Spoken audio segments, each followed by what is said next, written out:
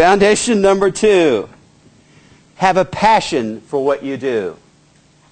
Foundation number 2. Have a passion for what you do. Can you tell when people have passion?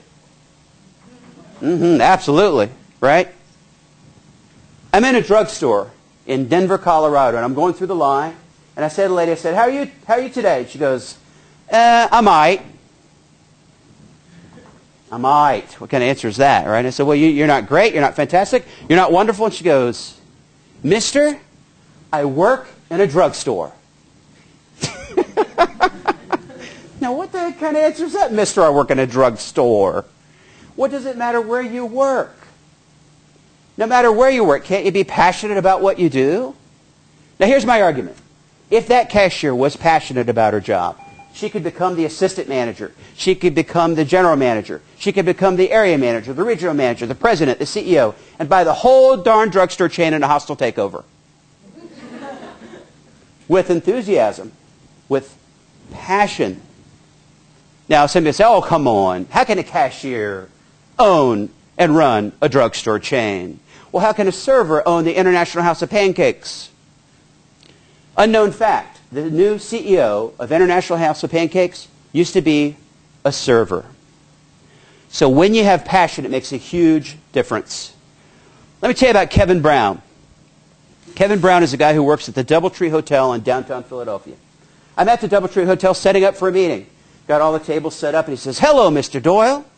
I'm Kevin Brown. Nice to meet you. Welcome to our home. And when you're here, Mr. Doyle, I just want to tell you, I'm going to take care of everything you need. I've been Employee of the Year 4 years in a row, and I'm probably going to be Employee of the Year 4 more years in a row. Because you know what, Mr. Doyle, when you care, it shows. Wow. Wow. Now, Kevin Brown has passion. What does Kevin Brown do? Sets up tables, takes them down, sets them up, takes them down. I mean, is that something real exciting? Not necessarily, but he's made it exciting through his passion. The other thing that's interesting is the DoubleTree every year gives him 4 weeks off in a row in the summer. Guess what else? No other employee in the hotel gets 4 weeks off in a row, but Kevin Brown does, because Kevin Brown has passion. Here's a question that often comes up, but passion's good, but I don't know what my passion is. How do I find out? Practice what I call the buffet plan. Do you know what I mean? Do everything. Take everything. Experience everything.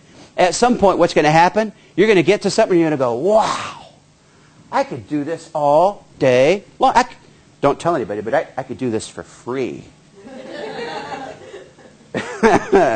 And I would love it, and time would just fly by, and I'd feel like I was doing something real, something meaningful, something that really spun my wheels, right?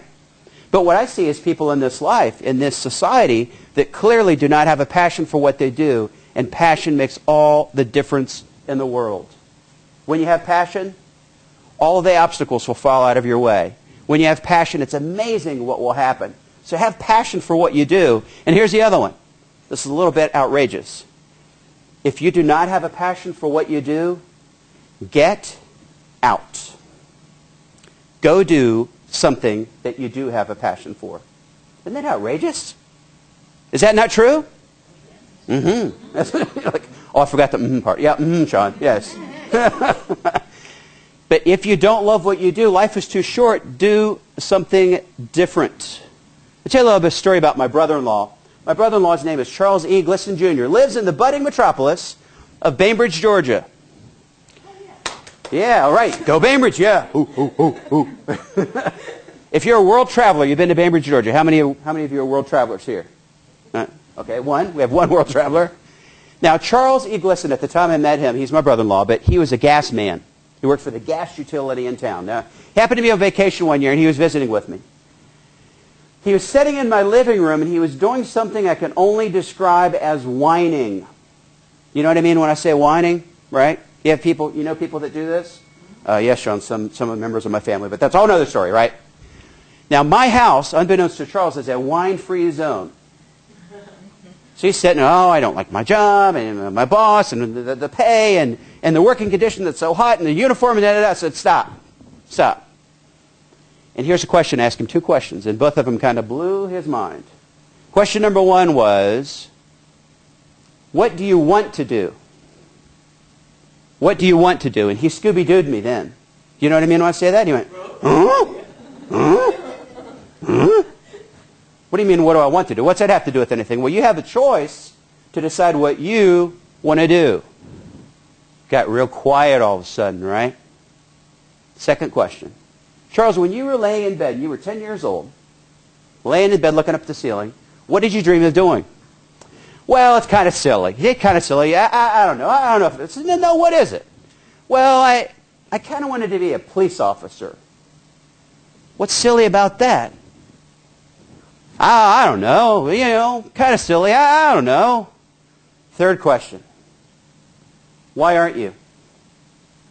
Ooh, he didn't like that question at all. He actually got mad. And he went into the gotchas. Got your mortgage, got your family, got your wife, right? Got your bills. I said, what's that have to do with anything? If you want it bad enough, you'll find a way. Goes home. 2 weeks later, I get this phone call. Shawn, guess what? You'll never believe it. I said, try me. He said, do you know what happened? I went down and I talked to the city manager. And because I'm a city employee, you know what he told me? What's that? He told me that they will pay to send me to the police academy. Because I'm already an employee of the city. And they'll pay me while I'm going to the police academy. I'm like, see? Then we had step two. Step two is he had to pass a physical exam, which was a physical requirement, which was to run 2 miles in a certain amount of time. I was concerned. My brother-in-law at that time was not exactly built for speed, if you know what I'm saying, right? It's like 280, about 6'4". He was, as they say in Georgia, he's a big boy, right? So he went down to take his test. Police chief standing there with the stopwatch and said, Charles, are you ready, son? That's what they say in Georgia. Are you ready, son? He says, yes, I am. He says, you sure you're ready? He says, yes, I am. Click, click.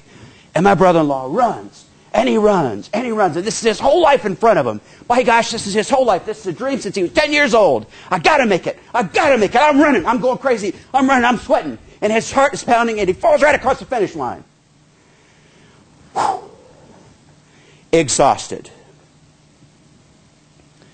Police chief looks up at him, clicks it, and says, congratulations, son, you missed it by 1 second. Oh. But Shawn, I have good news. I'm like, there's good news? What would that be? Well, he was so impressed that a guy my size could work that hard. He's giving me another chance next weekend. What should I do? And I said, rest, young man. Rest. So he went down the next Saturday, and boy, he was going to go for it if it killed him.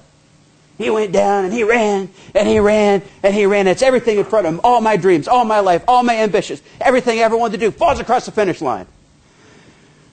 Whew. Police chief clicks the watch, looks up at him, big bead of sweat running down his forehead, and says, congratulations, son, you made it by 1 second. But he made it. The city sent him to the police academy to become a police officer. Finished in the top 10% of his class. Now today, if you go to Bainbridge, Georgia, you'll not see Charles E. Glisson, gas man. You'll see Charles E. Glisson, Officer Charles E. Glisson. Because with passion, all things are possible. Now, there was a sidelight to the story. 2 weeks later, I get a package in the mail. It's a box. And the box is from Charles. Been married for 27 years to my lovely bride, Cindy. I said, honey, what is it? She goes, honey, it's a box. Good, thanks, thank you. I know it's a box, but who's it from? She goes, that's from Charles. And I go, but what is it? She goes, open it. Open up the box, sitting in my living room, and I pull out a sweatshirt. And it's the sweatshirt that my brother-in-law got in the police academy. His one and only sweatshirt. Little note. Dear Shawn, I want to thank you for making a difference in my life. I want you to have my one sweatshirt from the police academy. I had tears in my eyes, I got to tell you. Even right now, I'm like, beklempt, if you will.